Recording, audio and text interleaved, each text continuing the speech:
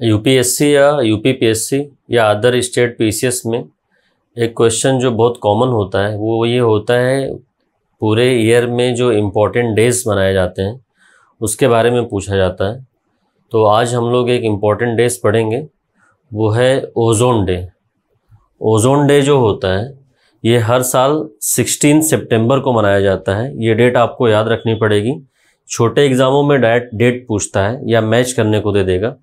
तो 16 सितंबर को हर साल ओजोन डे मनाया जाता है। ये ओजोन डे इसलिए मनाया जाता है कि लोगों को इसके बारे में अवेयरनेस हो कि ओजोन क्या है, उसका ह्यूमन बीइंग पे या अर्थ में क्या सिग्निफिकेंस है, इसके बारे में लोगों को जानकारी हो, लोग अवेयर हो, उसके लिए ओजोन डे मनाया जाता है। अब ये क्या होता है कि ओजोन डे 16 सितंबर को ही क्यों मनाया जाता है? तो 16 सितंबर को इसलिए मनाया जाता है क्योंकि 16 सितंबर 1987, ये डेट याद रखिएगा आप, 16 सितंबर 1987 को मॉन्ट्रियल प्रोटोकॉल साइन किया गया था।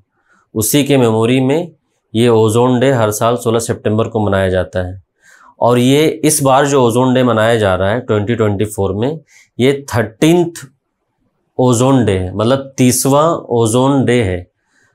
तो बहुत इम्पॉर्टेंट हो जाता है क्योंकि 30 साल पूरा होता है तो पूछा भी जाता है। तो दो तरह से क्वेश्चन पूछेगा आपसे। एक तो आपसे ये पूछेगा मॉन्ट्रियल प्रोटोकॉल कब साइन हुआ था, तो मॉन्ट्रियल प्रोटोकॉल 16 सितंबर 1987 को साइन हुआ था, एक ये याद रखना पड़ेगा। दूसरा, पहला ओजोन डे कब मनाया गया, तो पहला ओजोन डे 1994 में मनाया गया, ये याद रखना पड़ेगा। और ये 2024 का जो ओजोन डे मनाया जा रहा है 16 सितंबर को, ये 30वां ओजोन डे है। एक और इम्पॉर्टेंट चीज़ जो यहाँ से पूछा जाता है वो ये पूछा जाता है कि ओजोन डे का थीम क्या है। ये कई बार पुराने एग्जाम में पूछ चुका है, तो आई होप कि इस बार पूछे जाने की संभावना ज़्यादा है। तो theme of world ozone day 2024 ये आप लोग याद कर लीजिएगा, Montreal protocol advancing climate action. अब हमने देखा कि मॉन्ट्रियल प्रोटोकॉल जब साइन हुआ था उसी दिन से इसको मनाया जाता है। तो मॉन्ट्रियल प्रोटोकॉल होता क्या है ये भी हम लोग समझ लेते हैं। देखिए, मॉन्ट्रियल प्रोटोकॉल जो है ये एक मल्टीलेटरल एनवायरनमेंट कन्वेंशन है या प्रोटोकॉल है। मल्टीलेटरल एनवायरनमेंट प्रोटोकॉल किस लिए है? क्योंकि ये कई सारे देश, मल्टीलेटरल मतलब कि बहुत सारे देश मिलकर कोई कन्वेंशन या प्रोटोकॉल साइन करते हैं, तो मॉन्ट्रियल प्रोटोकॉल बोला जाता है उसको। और ये अब तक का सबसे सक्सेसफुल प्रोटोकॉल माना जाता है क्योंकि इस पे कई सारे नेशंस ने साइन किया है मॉन्ट्रियल प्रोटोकॉल को। अब आ जाते हैं कि मॉन्ट्रियल प्रोटोकॉल होता क्या है, किस लिए ये मॉन्ट्रियल प्रोटोकॉल साइन किया गया था। तो मॉन्ट्रियल प्रोटोकॉल इसलिए साइन किया गया था कि जो ओजोन डिप्लीटिंग सब्सटेंस है, अभी हम आगे देखेंगे ओजोन डिप्लीटिंग सब्सटेंस क्या होते हैं। तो ओजोन डिप्लीटिंग सब्सटेंस जो हैं उसके कंजम्पशन को, उसके प्रोडक्शन को रेगुलेट करने के लिए मॉन्ट्रियल प्रोटोकॉल साइन किया गया था। ये भी आपको याद रखना पड़ेगा। पूछेगा मॉन्ट्रियल प्रोटोकॉल किससे रिलेटेड है, तो ये ओजोन डिप्लीटिंग सब्सटेंस से रिलेटेड होता है। ओजोन डिप्लीटिंग सब्सटेंस जैसे क्लोरोफ्लोरोकार्बन्स है, हेलॉन्स है, फ्रेयॉन्स है, इन सब के प्रोडक्शन को और उसके कंजम्पशन को रेगुलेट करने के लिए मॉन्ट्रियल प्रोटोकॉल साइन किया गया था। नेक्स्ट आते हैं, हम लोग देखते हैं ये ओजोन क्या होता है। तो ओजोन आप लोग जानते होंगे, इसका फार्मूला होता है O3, मतलब इसमें ऑक्सीजन के 3 एटम होते हैं।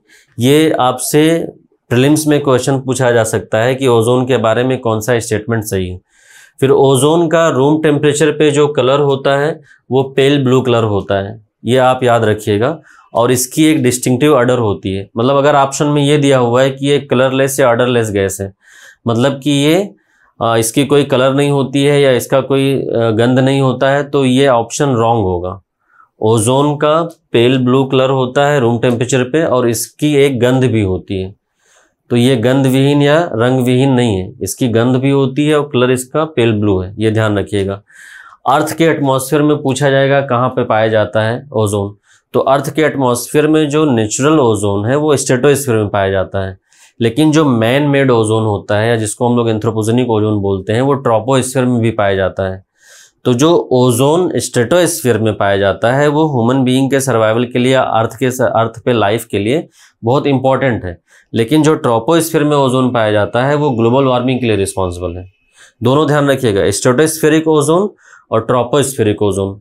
तो स्ट्रेटोस्फीयर का जो ओजोन है वो अर्थ के सर्वाइवल के लिए या अर्थ पे लाइफ के लिए ज़रूरी है, जबकि ट्रोपोस्फेरिक ओजोन जो है वो अर्थ में ग्लोबल वार्मिंग कॉज करता है। तो हमारे लिए बेनिफिशियल कौन सा ओजोन हुआ? स्ट्रेटोस्फेरिक ओजोन हुआ। जबकि जो ट्रोपोस्फेरिक ओजोन होता है वो मैन मेड या एंथ्रोपोजेनिक कॉजेज से होता है, उससे ग्लोबल वार्मिंग होती है, तो उसको हमें कम करना होता है। नेक्स्ट आ जाते हैं, हम लोग देख लेते हैं कि ओजोन लेयर क्या होता है। ओजोन लेयर जो होता है, ये मैंने बताया जो ओजोन मॉलिक्यूल हैं उनका एक लेयर है अर्थ के सरफेस पे, स्पेशली अर्थ में स्ट्रेटोस्फीयर पे जो नेचुरल ओजोन है। तो स्ट्रेटोस्फीयर में ये लेयर होती है एक, और अर्थ सरफेस से उसका हाइट पूछेगा कि कितनी हाइट पे होती है, तो 15 से 35 किलोमीटर के हाइट पे ओजोन की लेयर होती है स्ट्रेटोस्फीयर में। अब ये काम क्या करती है ओजोन लेयर? कैसे? मैंने भी बताया कि ओजोन के बिना लाइफ पॉसिबल नहीं है।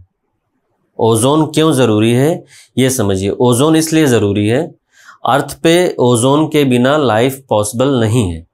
क्यों? क्योंकि ओजोन जो होती है तो सन से अल्ट्रावायलेट बी रेज आती है जो ह्यूमन बीइंग को बहुत ज़्यादा नुकसान पहुंचाती है। उसको स्किन कैंसर हो सकता है, उसको कैटरेक्ट हो सकता है, तो स्किन कैंसर या कैटरेक्ट से बचाती है ये ओजोन लेयर। इसलिए ओजोन लेयर का होना बहुत ज़रूरी है पृथ्वी पे जीवन के लिए। अगर ओजोन लेयर नहीं है तो पृथ्वी पे लाइफ पॉसिबल नहीं है।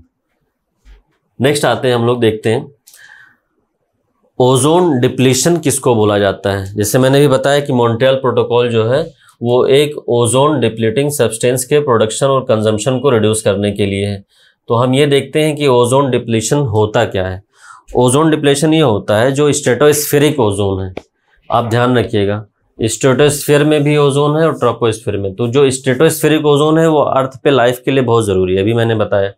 तो ये जो स्ट्रेटोस्फीयर में जो ओजोन है वो थिन हो रहा है, इसी को ओजोन डिप्लेशन बोला जाता है। वो पतला होता जा रहा है, उसको ओजोन डिप्लेशन बोलते हैं।